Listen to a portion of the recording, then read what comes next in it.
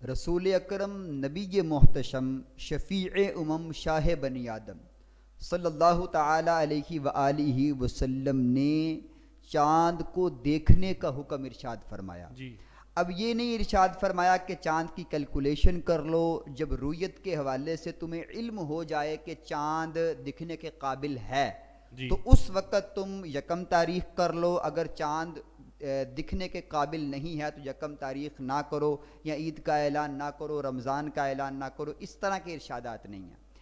اب ہم نے دیکھا کہ چاند جو نظر آ سکتا ہے اس کی میں نے کچھ شرائط آپ کے سامنے جی بیان کی، 4 شرطیں میں نے بیان کی. ایک 5ویں شرط بھی ہے کہ فصل غروبین، یعنی چاند غروب ہو سورج کے غروب ہونے کے 40 منٹ بعد، سورج کے غروب ہونے سورج کے غروب ہونے کے 40 منٹ بعد چاند غروب ہو، کم از کم اتنا فاصلہ ہو تو ایسا چاند انسانی آنکھ سے نظر آ سکتا ہے. اس کے علاوہ جو چاند اس کنڈیشن میں نہ ہو اس کو دیکھ پانا یہ انسانی عادت کے لیے محال ہے، ناممکن سی بات ہے. یعنی محال عادی ہے، انسانی جو عادت ہے اس کے مطابق یہ عمل محال ہے، ایسا چاند نظر نہیں آ سکتا.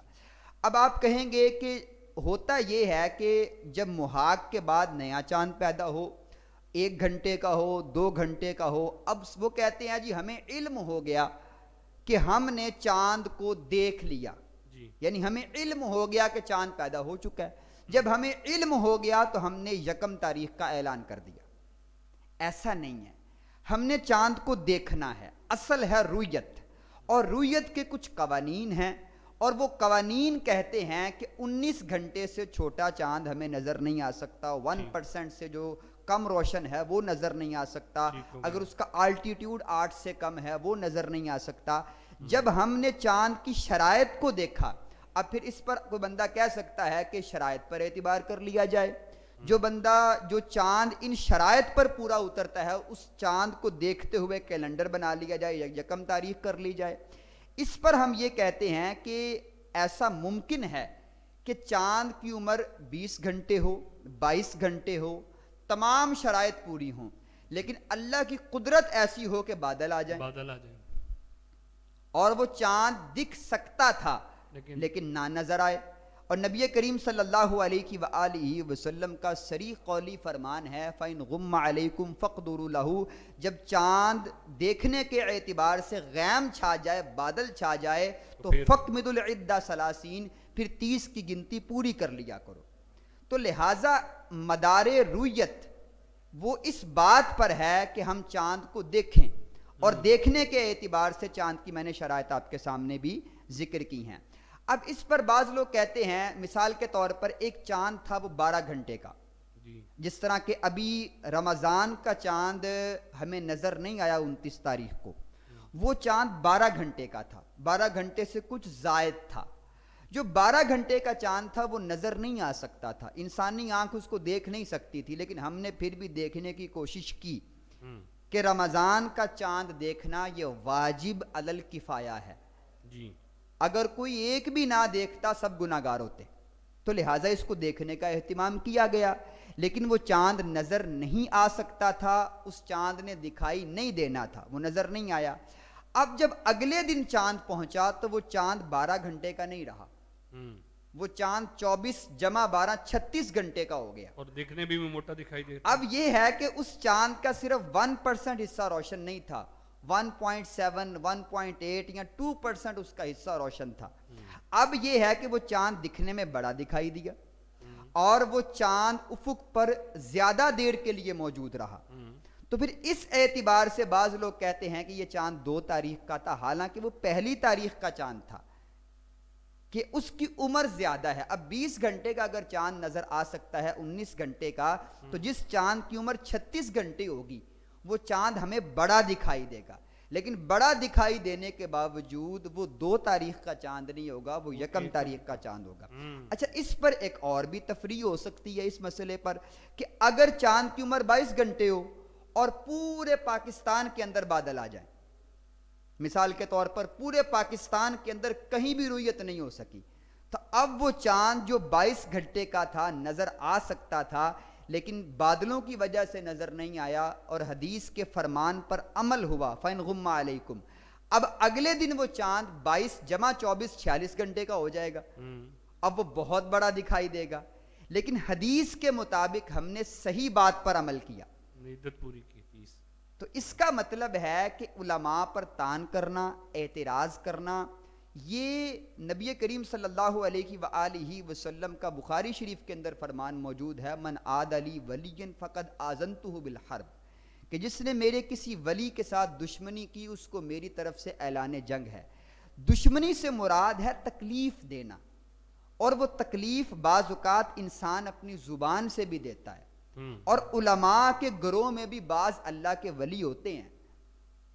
تو اگر آپ جماعت علماء پر طعن کریں گے تو یہ طعن اللہ تبارک و تعالیٰ کے دین پر ہوگا۔ تو علماء حقہ پر طعن کرنے سے، ان پر اعتراضات کرنے سے اب علم ہوتا نہیں ہے، جانتے ہیں نہیں کہ چاند کی رؤیت کے لیے کیا دیکھنا ہے، شرائط کیا ہیں، شریعت کا مدار کیا ہے۔ تو اب اس پر اگر اعتراض کیا جائے گا تو گویا ایسا ہے کہ بندہ بغیر کچھ جانے، بغیر کچھ سمجھے، بغیر کچھ سوچے، انسان بہت بڑی یونیورسٹی پر کوئی نرسری کلاس کا بچہ اعتراض کر دے کہ یہاں پر پڑھانے والے پروفیسر صحیح انداز سے تعلیم نہیں دے رہے، تو یہ انسانی فہم کا قصور ہے، اس کے علاوہ اور کچھ نہیں۔ جی ناظرین کرام، آپ نے یہ گفتگو سنی، اور اگر اللہ پاک نے آپ کو عقل سلیم دی ہے تو پہلے اگر غلطی ایسی کی ہوگی آپ نے، چاند کا موٹا ہونا اس کا، اور یہ کہہ دینا کہ یہ 2 دن کا تھا اور ہمیں کل نہیں بتایا گیا، اس میں اس کی وجہ بھی آپ نے سماعت کی، اور پھر آپ نے یہ بھی سماعت کیا کہ ہمیں دیکھنے کا حکم ہے، اور وہ بھی آنکھ کے ذریعے، اور یہ کب کب ممکن ہو سکتا ہے، اس کی کیا شرائط ہیں، بڑی ڈیٹیل سے آپ نے سنی۔ اور ایک سوال اور شاہ صاحب سے کرتے، شاہ صاحب ایسا نہیں ہو سکتا، عرب ممالک میں جاتے ہیں، ان لوگوں نے کیلنڈر بنائے ہوئے ہیں، تو کیلنڈر کے مطابق وہ جی وہاں پہ مسئلہ ہی نہیں ہے، بلکہ کئی ایسے لوگ اب یہاں سوال اٹھاتے ہیں یہ کمیٹیاں ہماری بنی ہوئی ہیں، عرب ممالک میں کون سی کمیٹیاں بنی ہوئی ہیں، وہاں پہ کون سے مطلب اس طرح رویت ہلال کمیٹیاں بنی ہوں، یہ اتنا خرچ ہو رہا ہے اس پہ، کمیٹیاں بنی ہوئی ہیں، یہ ہیں فلاں ہیں، تو انہوں نے کیلنڈر بنائے ہوئے ہیں، تو کیا ایسی اجازت نہیں ہے؟ آپ لوگوں کو اللہ نے علم و فضل سے نوازا ہے تو آسانیاں دینی چاہیے، یہ چکری ختم ہو جائے، کوئی پشاور میں بیٹھ کے پہلے عید کر رہا ہے، کوئی کسی کے ساتھ کر رہا ہے، تو اس کا حل کیا کیلنڈر کی صورت میں نہیں ہو سکتا؟ اس پہ بھی وضاحت۔ اچھا، اگر یہ بات کی جائے کہ ہمیں دین میں آسانی پیدا کرنی چاہیے تو پھر ایسا طبقہ کل کو یہ بات کہے گا کہ 20 رکعت تراویح پڑھنا بہت مشکل ہے، تراویح 8 ہونی چاہیے۔ اگر 8 پڑھنے کے اندر بھی مسئلہ پیش آئے گا تو وہ گروہ جو اس بات کا تقاضا کرتا ہے کہ دین میں آسانی ہونی چاہیے، وہ یہ کہے گا تراویح 4 رکعت ہونی چاہیے، پھر وہ یہ تقاضا کرے گا تراویح ہونی ہی نہیں چاہیے، پھر کہے گا نمازیں بڑی مشکل ہیں، صبح فجر کے وقت اٹھنا، بسترا چھوڑنا اور اپنی نیند کو قربان کر کے نماز پڑھنا بہت مشکل کام ہے، نمازیں ہونی نہیں چاہیے، نعوذ باللہ من ذالک۔ یہ بات کہاں تک پہنچے گی؟ آسانی وہ دیکھیں جس کی شریعت مطہرہ نے اجازت دی ہو، ورنہ ہم ہر کام میں اگر آسانی ڈھونڈیں گے تو اس کا مطلب یہ ہے کہ ہم نے دین کو اپنی خواہش کا نام بنا دیا۔ چلیے آسانی نہیں ہے تو کیا چاند کے لیے اس کے لیے کیلنڈر نہیں بن سکتے؟ آپ لوگ ماشاءاللہ اس کے ماہر ہیں۔ کیلنڈر بنانے کے لیے میں نے عرض کیا کہ چاند کو دیکھنے کی کچھ شرائط ہیں۔ اب وہ چاند جو 12 گھنٹے کا ہے وہ انسانی آنکھ سے نظر نہیں آ سکتا، تو ہم اس چاند پر ایک تاریخ ہونے کا اطلاق نہیں کر سکتے، نمبر 1۔ اچھا، اس پر اگر کوئی کہتا ہے کہ ٹھیک ہے جب چاند 19 گھنٹے کا ہو، 20 گھنٹے کا ہو، بالکل نظر آ سکتا ہو، شرائط پوری ہوں، تو آپ کیلکولیشن کر کے اس وقت 1 تاریخ کا اعلان کر دیں اور دیکھنے کا اہتمام نہ کریں۔ تو ہم ان سے یہ کہتے ہیں کہ نبی کریم صلی اللہ علیہ وآلہ وسلم نے فرمایا فَإِنْ غُمَّ عَلَيْكُمْ فَاكْمِلُوا الْعِدَّةَ 30، کہ جب تم پر بادل چھا جائیں 30 کی گنتی پوری کر لو۔ ایسی صورتحال کے اندر اگر 20 گھنٹے کا چاند ہو، پورے پاکستان کے اندر بادل موجود ہوں، چاند نظر نہ آئے، حدیث کہتی ہے 30 کی گنتی پوری کر لو، اور ہماری کیلکولیشن کہتی ہے کہ کل صبح عید ہو جائے، کس کی مانے؟ یہاں پر ترجیح حدیث کے فرمان کو ہوگی۔ نبی کریم صلی اللہ علیہ وآلہ وسلم نے جو ہمیں اصول کلی دیا دیکھنے کے اعتبار سے، اس کو ترجیح دی جائے گی تو اس اعتبار سے بہت سارے مسائل ہیں۔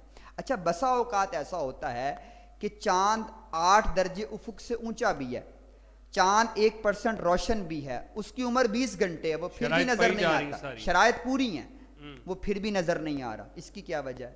بعض اوقات ہمارے افق پر ایسے بخارات ہوتے ہیں، بسا اوقات موسم کے اعتبار سے، کسی خاص مہینے کے اندر گرمی کے اعتبار سے، سردی کے اعتبار سے، آج کل سموگ بھی ہے، سموگ کی وجہ سے، دیگر گیسز کی وجہ سے کہ ہمیں وہ دھندلا پن دکھائی دیتا ہے اور کلیئر چاند کا ہم ویو نہیں کر سکتے، تو لہٰذا ہم نے کیلکولیشن ضرور کی اپنی آسانی کے لیے کہ ہم ایک تخمینہ لگا سکیں کہ کیا چاند نظر آ سکتا ہے کہ نہیں آ سکتا، یہ ہم بتا سکتے یہ ایک تخمینہ لگایا، اندازہ لگایا۔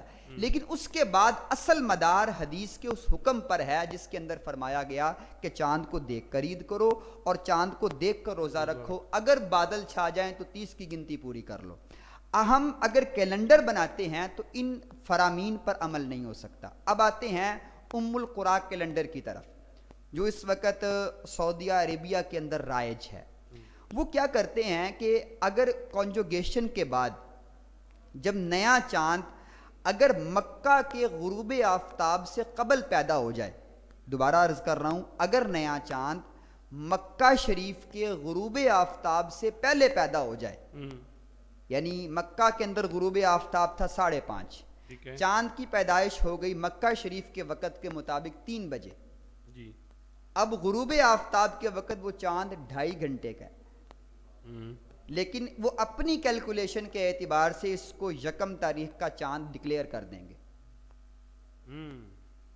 ٹھیک ہے، یہ ام القرا کیلنڈر کا حال ہے، لیکن یہ شریعت کی صریح جو نبی کریم صلی اللہ علیہ وآلہ وسلم کی احادیث ہے اس کے متصادم ہے۔ یعنی اگر ہم یہ کیلنڈر بنائیں تو پھر حدیث پر عمل نہیں ہو سکتا۔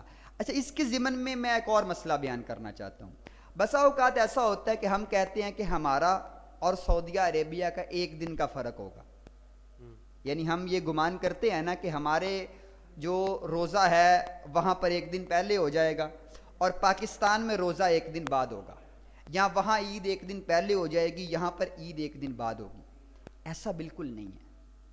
اب اسی چاند کی صورتحال آپ دیکھ لیں، پاکستان کے اندر جو اس دفعہ چاند تھا وہ 12 گھنٹے کا تھا۔ اچھا، جب وہ چاند پاکستان کے اندر موجود تھا تو 12 گھنٹے کا تھا۔ جب وہ چاند سعودیہ عربیہ کے اندر پہنچا، خواجہ علم و فن خواجہ مظفر حسین علیہ رحمہ آپ نے فرمایا کہ بعض قوانین ایسے ہیں جن کا اطلاق پوری دنیا پہ ہوتا ہے، بعض قوانین ایسے ہیں جن کا اطلاق خاص شہر پہ ہوتا ہے۔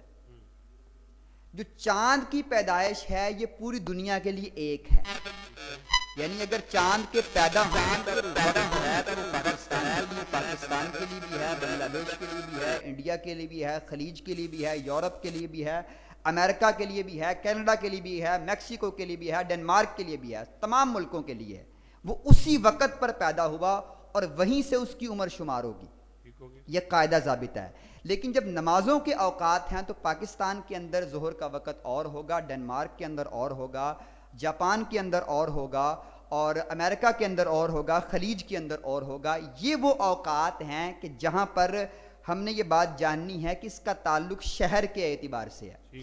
لیکن جو چاند ہے نا، جب پیدا ہوا 12 گھنٹے کا چاند پاکستان کے اندر موجود تھا، جب وہ چاند سعودیہ عربیہ کے اندر پہنچا، اب وہاں پر غروب آفتاب ہم سے 2 گھنٹے بعد ہے، تو وہاں پر غروب آفتاب کے وقت اسی چاند کی عمر 14 گھنٹے ہو گئی، لیکن 14 گھنٹے کا چاند بھی نظر نہیں آ سکتا، کم از کم 19 گھنٹے ہونا چاہیے، کم از کم 19 گھنٹے۔ اس کا مطلب یہ ہے کہ وہ چاند جو 12 گھنٹے کا پاکستان میں نظر نہیں آیا، وہ خلیج کے اندر بھی، سعودی عرب سمیت تمام خلیج کے ممالک، ایون کہ ٹرکی تک، یہ کسی بھی ملک کے اندر نظر نہیں آ سکتا تھا۔ ایون کہ یورپ کے اندر بھی چاند کا نظر آنا ممکن نہیں تھا۔ جی ایم ٹی کے ساتھ جو ہمارا ٹائم ڈفرنس ہے وہ 5 گھنٹے کا ہے، تو لندن کے اندر بھی چاند نظر نہیں آ سکتا تھا، کہ جب چاند لندن کے اندر پہنچتا وہاں پر اس کی عمر 17 گھنٹے ہوتی، یہ چاند نظر آ سکتا تھا امریکہ کے اندر، اور ایسا ہوا۔ میرے ایک دوست کی کال آئی مجھے کہ امریکہ کے اندر یکم رمضان ہو چکا ہے، کہ وہاں پر وہ چاند 12 گھنٹے بعد پہنچا۔ اس وقت اس کی عمر 24 گھنٹے ہو چکی تھی، تو وہاں پر یکم تاریخ کا اعلان کر دیا گیا۔ تو یہ فرق ہے۔ اب ضروری نہیں ہے کہ سعودی عرب کا یا مکہ شریف کا ہم سے ایک دن کا فرق ہو، یہ لازمی بات نہیں ہے، ہو بھی سکتا ہے، نہیں بھی ہو سکتا۔ نہ ہونے کی صورت میں نے آپ کے سامنے بیان کر دی، ہونے کی صورت کیا ہے؟ دیکھیں، مثال کے طور پر اگر پاکستان کے اندر چاند ہے 18 گھنٹے کا، کوئی ایک چاند ہے 18 گھنٹے کا، اب وہ پاکستان کے اندر نظر نہیں آ سکتا، لیکن جب وہ چاند پہنچا سعودی عربیہ کے اندر وہ 20 گھنٹے کا ہو گیا، اب وہ نظر آ سکتا ہے۔ تو 18 گھنٹے کا چاند پاکستان کے اندر نظر نہیں آیا، سعودی عرب کے اندر پہنچا، وہ چاند 20 گھنٹے کا ہو گیا، وہ نظر آ سکتا تھا۔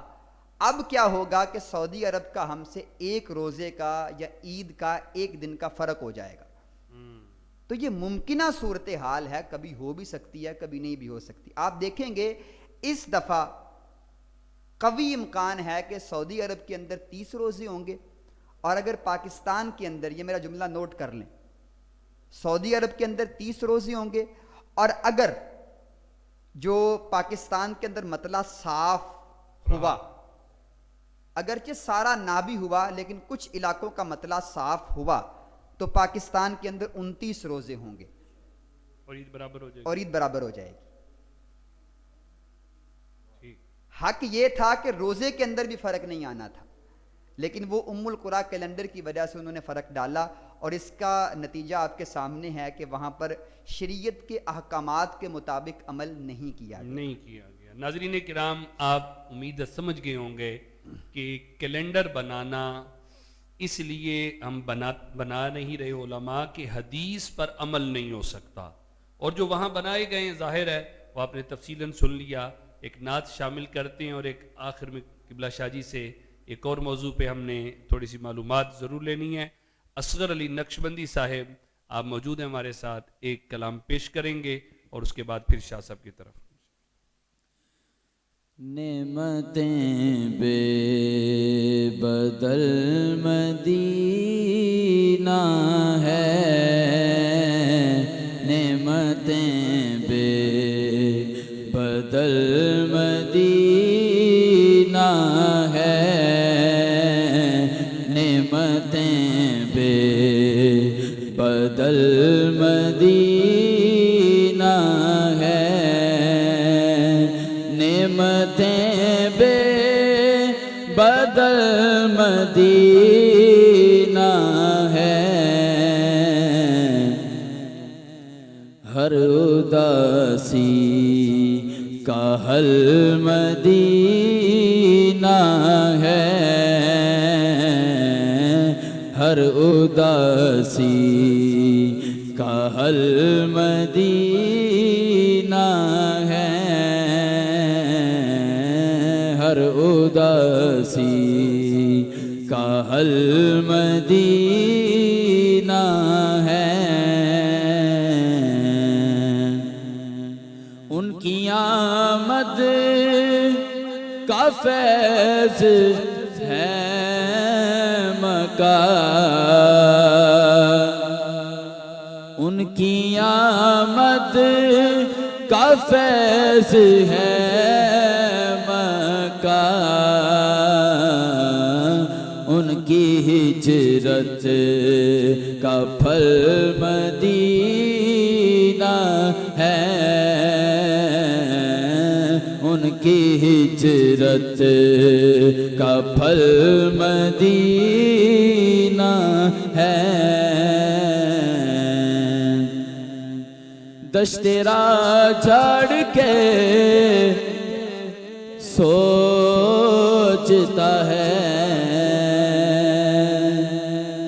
دشت راہ جھاڑ کے سوچتا ہے، اس کو چہرے پہ مل مدینہ ہے، اس کو چہرے پہ مل مدینہ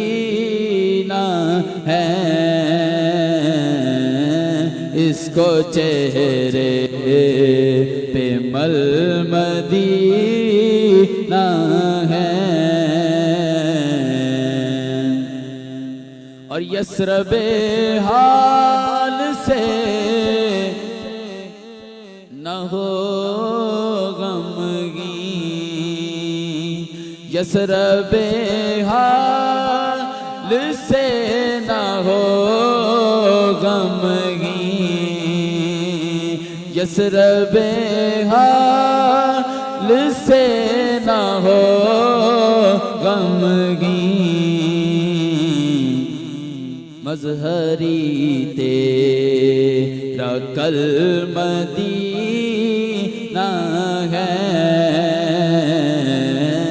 مظہری تیرا کل مدینہ ہے نعمتیں بے بدل مدینہ ہے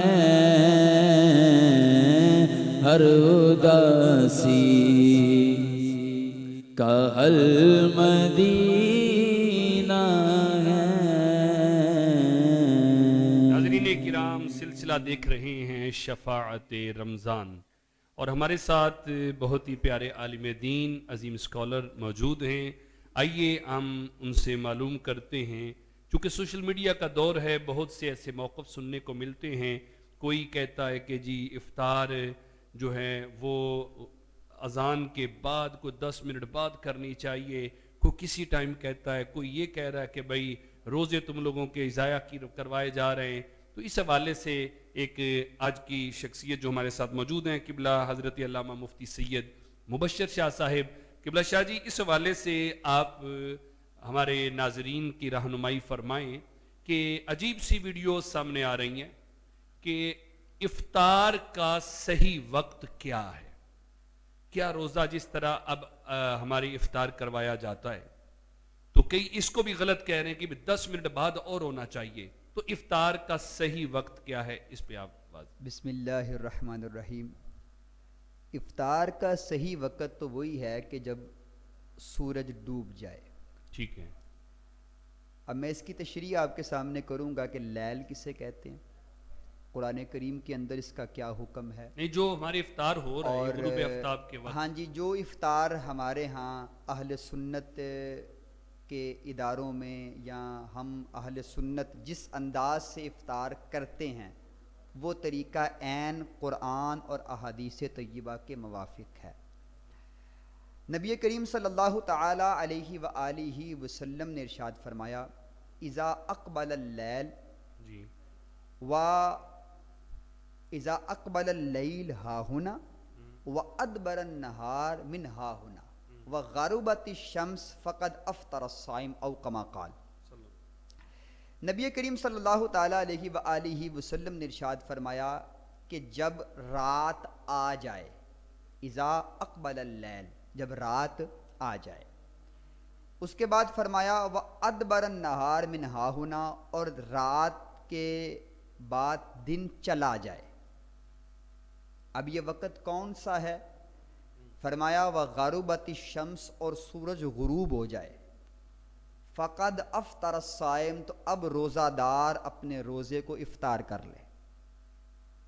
یہ پہلا حکم ہے کہ نبی کریم صلی اللہ علیہ وآلہ وسلم نے رات کو بھی بیان فرمایا اور رات کی کیفیت کو بھی بیان فرمایا۔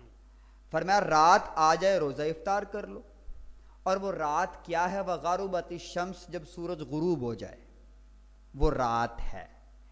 نمبر 1، نبی کریم صلی اللہ علیہ وآلہ وسلم نے اس کے بعد ایک اور حدیث کے اندر ارشاد فرمایا کہ لا تزال امتی بخیر ما عجل الفطرہ، فرمایا میری امت تب تک خیر پر رہے گی جب تک افطار کے اندر جلدی کرتے رہیں، یعنی افطار کے وقت میں جلدی بھی کرنی چاہیے جی۔ نمبر 1۔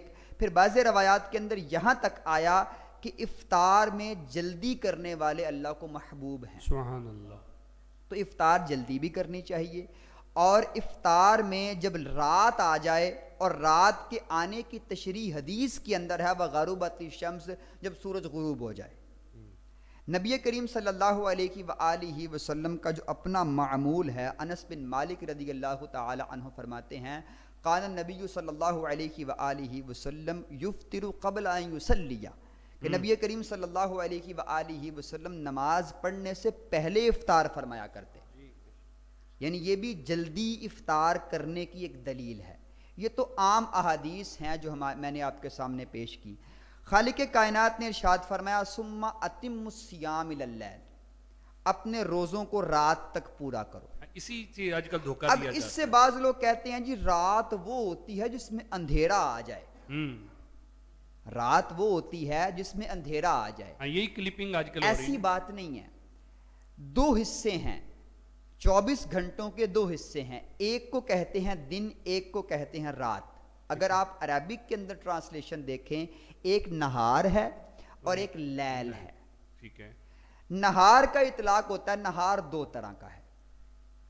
نہار جو نہار عرفی ہے وہ ہے سورج کے طلوع ہونے سے لے کے غروب تک، ٹھیک ہو گیا۔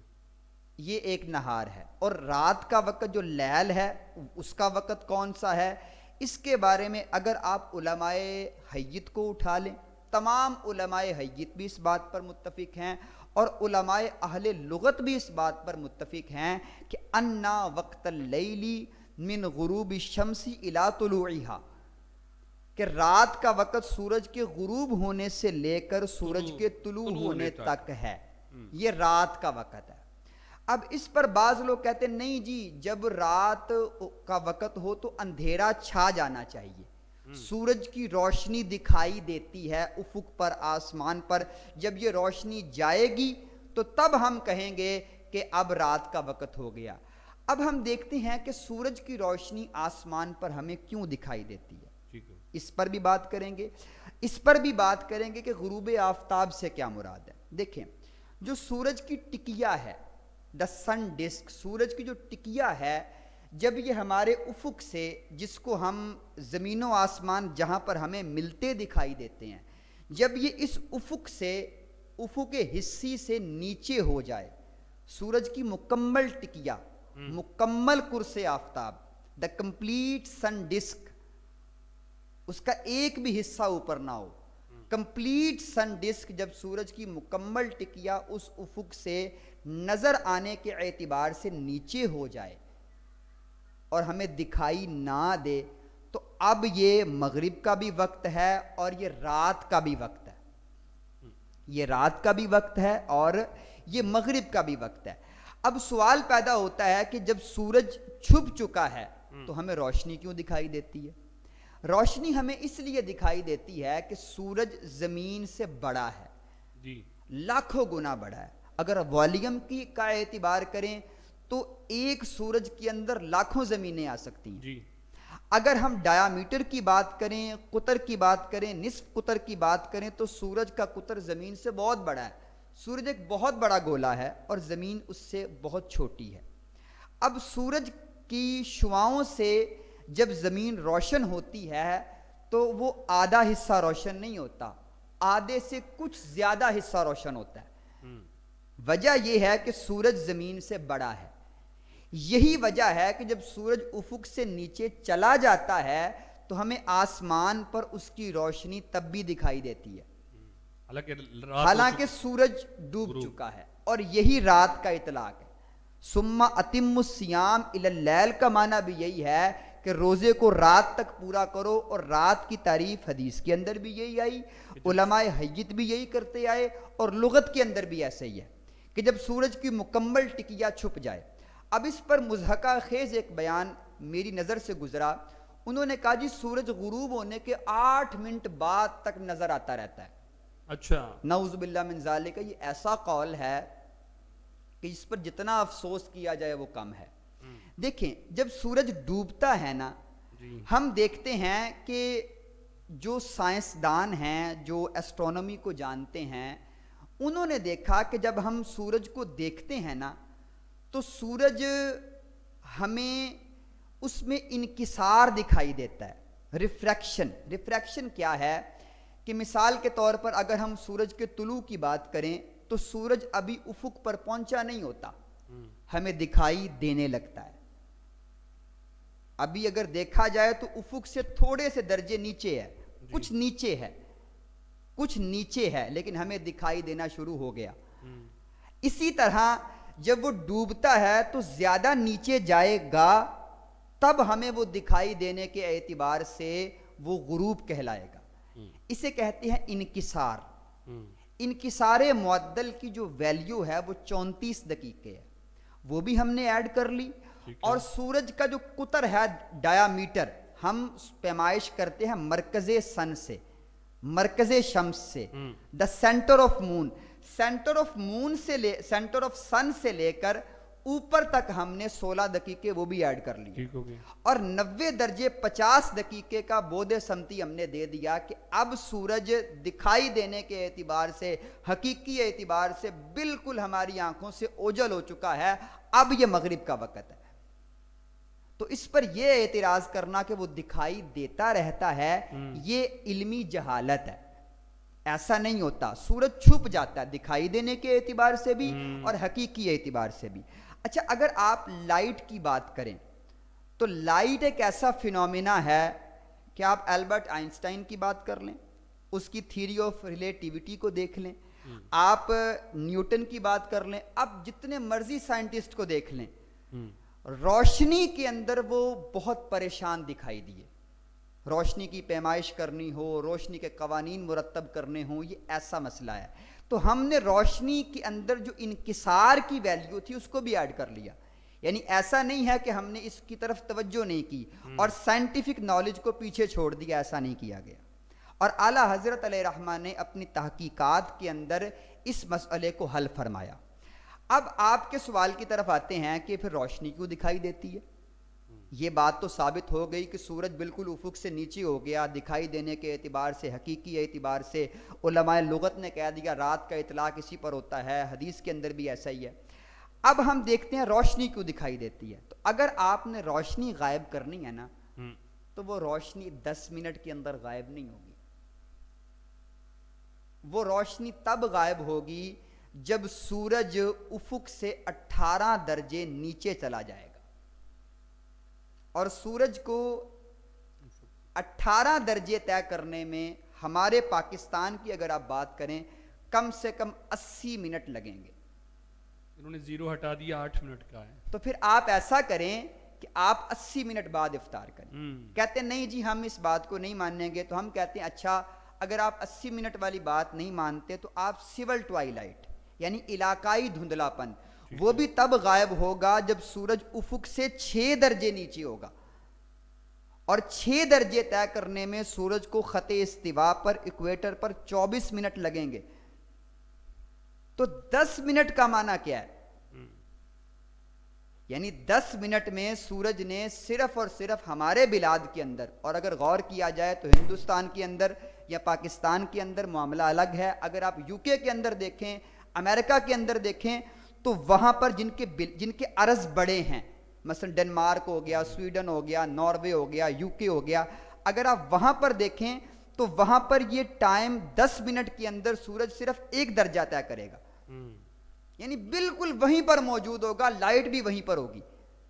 تو یہ 10 منٹ کا معنی کیا ہے؟ اگر آپ نے اندھیرا کرنا ہے رات کے اندر تو پھر آپ کم از کم 6 درجے جب سورج نیچے جائے افق سے, سول ٹوائلائٹ غائب ہو, علاقائی دھندلا پن, تب آپ افطار کریں. تب بھی روشنی غائب نہیں ہوگی. اس کے بعد آئے گی شفق احمر, جو امام شافعی کے نزدیک اور صاحبین کے نزدیک جس کے غائب ہونے پر عشاء کا وقت شروع ہوتا ہے, وہ تب غائب ہوگی جب سورج افق سے 12 درجے نیچے ہوگا. اور وہ غائب ہونے میں تقریباً سورج کو 48 منٹ لگیں گے. وہ روشنی غائب ہونے میں کم از کم خط استوا پر, اور ہمارے بلاد میں وقت زیادہ لگے گا. یعنی ہمارے بر صغیر پاک و ہند کے اندر وقت زیادہ لگے گا. اور اگر عرض بڑا کرتے جائیں گے, جس طرح کہ یو کے وغیرہ ہو گیا, یا ڈنمارک ہو گیا, سویڈن ہو گیا, رشیا ہو گیا, تو اور ٹائم زیادہ لگے گا. اب یہ ہے کہ وہ 12 درجے ہو گیا. اب اس سے نیچے آ جائیں, اگر شفق ابید کو ڈبونا ہے کہ مکمل روشنی غائب ہو جائے اور رات کا اطلاق ہو جائے, جس کو بچے بھی رات کہتے ہیں, ہاں یہی بات کہی گئی کہ بچے جس جس کو کو بچے بھی رات کہتے ہیں، اگر بچوں کی شریعت پہ عمل کرنا ہے تو پھر 18 درجے سورج جب افق سے نیچے ہو 80 اور منٹ قبلہ دیکھیں یہ بات پتہ کیا ہوگی، یہ پاکستان کے لیے وقت 80 منٹ ہوگا، ہوں لیکن یو کے لیے یہ وقت 4 گھنٹے ہوگا۔ ہوں 10 منٹ کا پھر معنی کیا ہے؟ اگر آپ نے معیار یہ رکھنا ہے کہ روشنی غائب ہو جائے اور افق جو ہے وہ ہمارا آسمان کالا ہو جائے، یہ رات ہے، اگر یہ آپ نے کرنا ہے تو پھر میں پوچھتا ہوں کہ 10 منٹ کا معنی کیا ہے؟ 10 منٹ کے اندر کچھ بھی نہیں ہوگا، آپ مشاہدہ کر لیں اس میں بھی کچھ نہیں ہوگا۔ میں نے کیلکولیشن آپ کے سامنے کر دی، اور یہ وہ کیلکولیشن ہے کہ صدیوں سے علماء قدیم، علماء جدید، ایون کہ البرٹ آئنسٹائن نے، نیوٹن نے قدیم فلاسفہ سے اختلاف کیا زمین کی حرکت کے بارے میں، لیکن اس مسئلے پر وہ بھی ان کے ساتھ متفق ہیں کہ سورج کو یہ جو درجات ہیں یہ طے کرنے میں اتنا وقت ہی لگے گا۔ تو پھر ہم پوچھتے ہیں کہ 10 منٹ میں کیا ہوگا؟ 10 منٹ میں اہل سنت کی صرف مخالفت ہوگی اور دل کا بغض و عناد واضح ہوگا۔ بہرحال قبلہ یہ سیاہی ڈھونڈتے ہیں، دل بھی سیاہ ہیں، ہر جگہ یہ اندھیرا ہی ڈھونڈ رہے ہیں، تو اندھیرا اگر لینا ان ہے کی تو قبر پھر بھی اندھیری ہوگی۔ تو اگر یہ سیاہی لینا چاہ رہے ہیں جس کو بچے رات کہتے ہیں تو پھر تو میں نے انصاف کہا تو اگر بھئی وہ کہتے ہیں تو پھر پاکستان بر صغیر کے اندر آپ تقریباً 1.5 گھنٹہ اس وقت کو گزاریں پھر افطار کریں، نہیں، آپ نے اور دیکھیں یو کے میں 4 گھنٹے کا سارے وقت ہے۔ آپشن رکھ دیے، اگر اتنا ہی عمل کرنا ہے تو یا تو پھر کر لیں۔ 24 منٹ یا 48 منٹ یا 80، اور یو کے والے 4 4 گھنٹے، گھنٹے پھر تو پھر دیکھیں۔ سیاہی بھی ملے گی ان کو۔ ملے پر گی ناظرین کرام، یہ آپ نے گفتگو سنی اور ایسے دلائل کے ساتھ قبلہ شاہ جی نے واضح کر دی بات، یہ صرف اور صرف بچوں کا نام لے کے دلیل دینا علمی قابلیت، تو آپ سمجھ ہی گئے کہ بچے جسے رات کہتے ہیں، تو بچوں کے کہنے سے بچے یہ کہہ دیں تو رات ہے تو اب روزہ، تو ان کے لیے تو پھر یہی مشورہ ہے قبلہ شاہ جی کا کہ یا تو 4 گھنٹے یو کے والے وہ بھی اور اپنا روزہ ذرا بڑھائیں، یا پاکستان والے یہ 80 منٹ 1.5 گھنٹہ، یا پھر 48 یا 24۔ یہ 8 منٹ والی لاجک سمجھ میں نہیں آتی۔ قرآن و حدیث کے مطابق آپ نے لیل کی تعریف بھی سمجھ لی کہ رات تک، اور یہ غروب آفتاب ہے جس کے مطابق اہل سنت الحمدللہ روزہ افطار کرتے ہیں۔ اللہ پاک سے دعا ہے جو حق ہے ہمیں سمجھنے کی، اسے آگے پہنچانے کی توفیق عطا فرمائے۔ آپ نے سلسلہ سماعت کیا، انشاءاللہ قبلہ شاہ جی یہ آپ کے سامنے جو انہوں نے آج ہمیں علم کے موتی بکھیرے ہیں، انشاءاللہ بہت سارے موضوعات ہیں، ہم انشاءاللہ قبلہ شاہ صاحب کو دوبارہ انشاءاللہ زحمت دیں گے۔ تب تک کے لیے اجازت دیجیے گا، اللہ حافظ، اللہ ہم سب کا حامی و ناصر ہو۔ السلام علیکم ورحمۃ اللہ وبرکاتہ۔